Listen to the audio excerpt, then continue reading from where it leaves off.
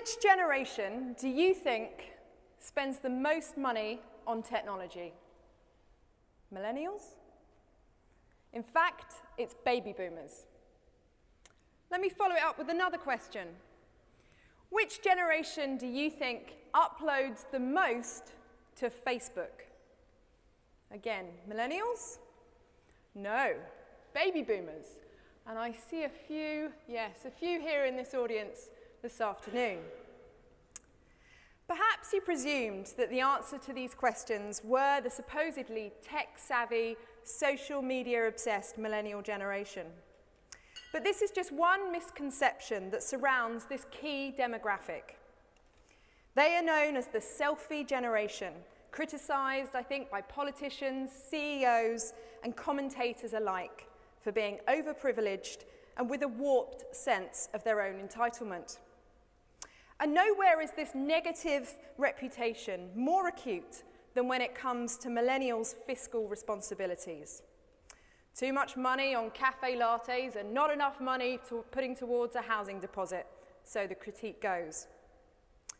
My aim today is to smash through some of these myths that surround this millennial demographic and really tune in and help the savings investment industry tune in to what I call the millennial mindset. In 50 years' time, in 2068, F&C Investment Fund will be then celebrating its 200th anniversary, with millennials nearing retirement.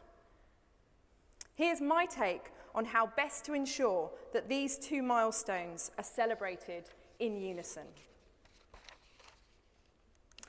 But before I begin, let's start by dissecting you all as an audience. So by way of hands, I'd like the baby boomers in the audience to raise your hands. Born between 1942 and 1965. Yes, we have a healthy amount of them there. I don't wish to reduce your lives to a generational experience and stereotype, but I'm going to anyway, okay? It may be said, you baby boomers, that it's you that is the privileged generation. You were the children of post-war prosperity. You had first access to universal health care, free education, university access for those that made it. You were the rebels that embraced the sexual and cultural liberation years of the 60s and obviously lived under the fear of nuclear war. You were the hippies that turned into yuppies, the chief benefactors of the Thatcher boom. And you were the first generation, and indeed probably the last generation, that is to experience the classic three-stage life of education, work, and a long retirement. Your generation stands for stability, saving, ownership, and structure. Okay, next up we have Generation X's. Hands up, Generation X's, 66 to 1980. Okay, I would label you the ignored generation, given that you are unfairly sandwiched between the baby boomers and millennials. You witnessed the mass entry of women into the workplace, rising divorce, the birth of multiracial Britain. You were the angry punks who saw Britain fragment under Thatcherism, but then later became the main benefit factors of the Blair boom. Your generation are known as cynical groups who are distrustful of institutions, wary of boom and bust, but one that has a DIY attitude. It is your generation, Generation X's, by the way, who are currently leading the rise in self-employment and business startups in Britain. It's not millennials. Okay, third up, we have millennials. Hands up, you selfie generation. Okay, right. So as we know, I'm a millennial myself. We entered the world at the turn, really entered adulthood, I should say, at the turn of the millennium. We have witnessed greater sexual equality, the expansion of higher education, and of course, cheap travel. We are the children of the internet who have grown up with the world's information in our pockets. And all of this has made us somewhat blindly optimistic about technological disruption, the future, and perhaps even our own capabilities. Indeed, we are optimistic as a generation about pretty much everything, apart from house prices. Okay, next up, and finally, we have Generation Zers. We do have some don't be shy. Okay, right, so you guys born between 1997 and 2010, your teenage years have been documented on social media, which means your digital footprint is more than all previous generations combined. 32% of you Generation Zers consider yourself an expert in something, which is pretty remarkable given that most of you haven't hit 20 yet.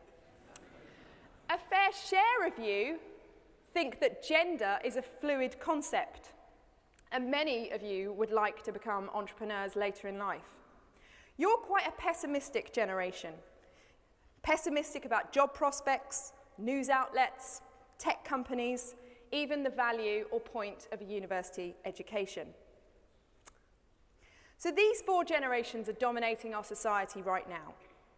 But by way of illustrating their differences, I want you just to consider yourselves, how did you meet your life partner?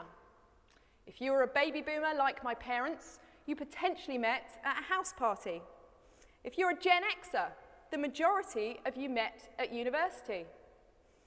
A millennial, perhaps it was a chance algorithmic meeting through an online app. And Generation Zers, you're probably not there yet. But you may, quite possibly, meet your partner's avatar on a virtual reality date before actually meeting them in person. With love, as with money, the approach may be different across the generations, but the motivation and goal remains the same. So let's focus on millennials, and in particular, their attitude towards money. We are often reminded constantly through the press that millennials experience and endure financial constraints that no other generation has had to endure. For example, they entered the workplace in a period of wage stagnation. Britain's pay squeeze for the under 30s is as bad as it is in Greece. And indeed, millennials earn 13% less than their Generation Xers did at that stage in life. 30% of millennials are in debt to the student loans company to the tune of 30 to 50 grand. And this is a debt with an interest rate of 6%. They are the generation where debt has become normalized and saving not incentivized. A third of millennials do not have any form of savings at all. And we know that house buying is a distant dream, and indeed rents and renting has soared amongst the millennial generation. And this has completely changed millennials' mindset and their attitude towards money. For example, they prize experiences over assets. They prize holidays and eating out over buying a car or buying a house. They are the inventors of the sharing economy, which provides access rather than ownership to things. But it also enables their entrepreneurial spirit to flourish. 32% of millennials have what they call a side hustle, which is an additional income to their monthly wage through whether it's selling a skill or selling and renting their spare bedroom. They live in a post-cash world where cards, phones, PayPals, watches are the main devices through which they pay for things. This, however, means they are distant from transaction and the process of handing over money. And it means, therefore, that they are less likely to be able or willing to monitor their spending. However, it's not all bad news. Millennials have less disposable income than any other generation, but in fact save more money than any other generation. The problem is not that they're not saving, but this saving is in short-term saving accounts rather than investment prospects.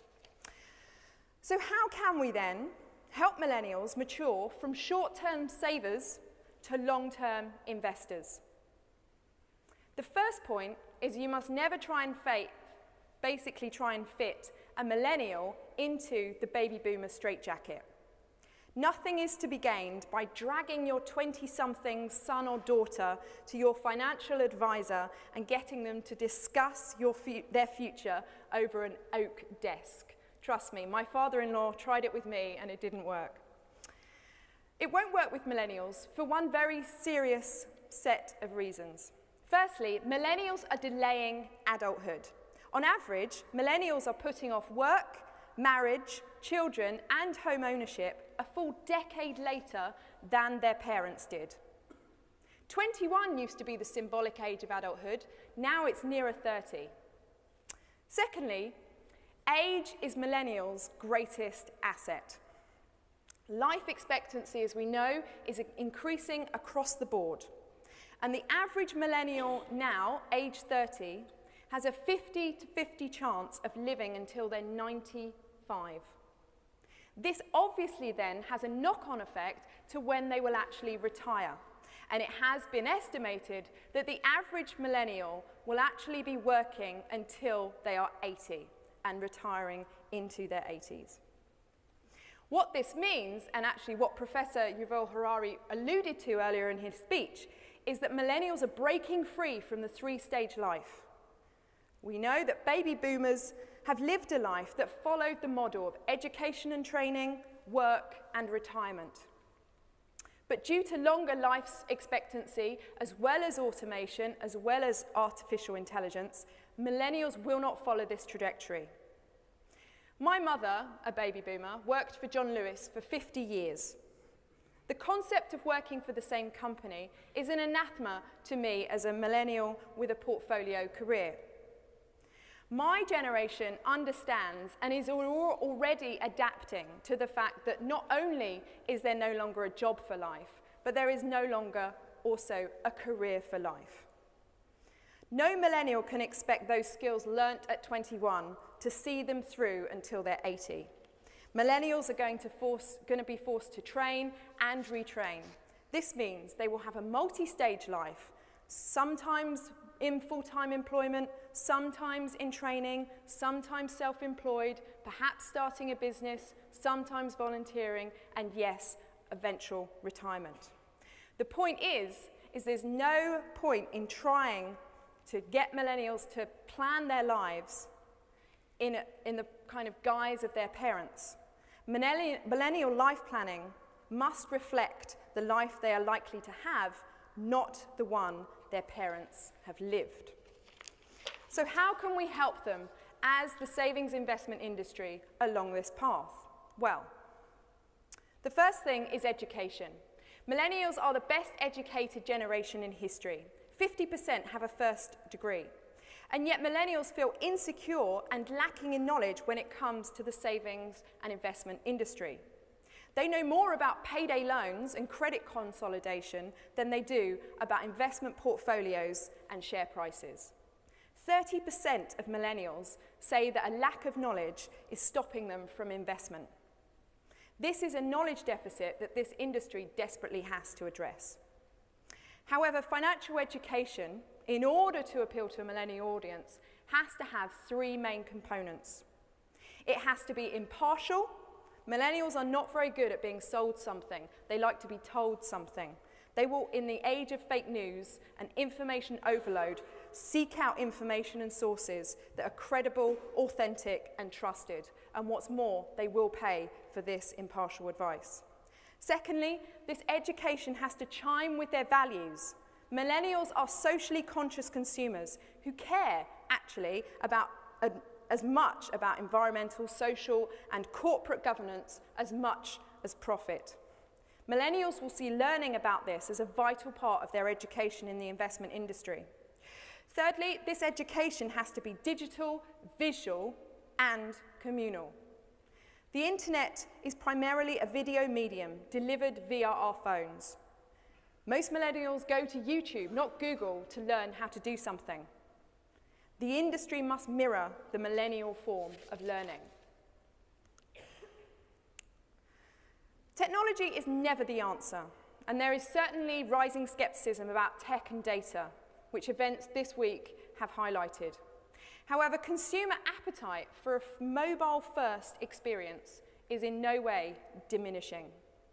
90% of millennials check their phone within 15 minutes of waking up. Millennials are obsessed with monitoring their data, the number of steps they take, the number of calories they consume, and so too their financial investments. The average millennial investor spends 7 hours a month checking their portfolio compared to just 2 hours a month by older generations. 68% of millennials have banking apps, while 40% say they prefer online advice to face-to-face consultation. We are seeing the inevitable shift to mobile-first and robo-advice engagement. But a much more interesting development is gamification. Gamification is basically turning something mundane into something fun. And with a virtual reality headset, we now have the potential to force millennials to confront their 80-year-old selves, showing them the consequences of current life choices, possible alternatives, and hopefully incentivizing them to change their financial behavior. One experiment in the US tested this very theory out by giving participants £1,000 with the choice of whether to save it or spend it immediately. Tellingly, it was those that were shown their age digital avatar that were twice as likely to save the money rather than spend it. Gamification has the potential to generate investor empathy and remove laborious processes such as risk appetite questionnaires. But big behavioural changes are hard. One method, however, currently doing the rounds, particularly within the walls of Whitehall, is something called nudge theory. Nudge theory is basically the act of a small push to encourage individuals to do something beneficial. It was nudge theory that lay behind the government's hugely successful campaign for auto-enrolment pensions, which has had an 85% take-up by millennials. Nudge theory is also at the heart of the vibrant micro-saving and micro-investing movement. You can now download apps that allow you to invest or save a few pounds or pennies rather than a monthly lump sum. Say you were buying a coffee that costs £2.50.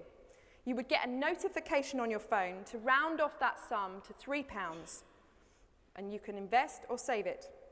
Or if it's your second cup of coffee of the day, you could get a push notification that asks you politely, do you really need that second cup of coffee? Now, it may feel like a bit like your mum's nagging you, but actually it works. It enables millennials to start paying for tomorrow without feeling the sacrifices today. A little nudge is an unassuming way of helping a generation that had been conditioned for debt learn and appreciate the benefits of lifetime investment. And finally, millennials are and will have to be an agile generation. And therefore, their finances and investments have to be agile with them. Millennials' working lives will be less consistent. There will be times when their wages and investment capacity will fluctuate.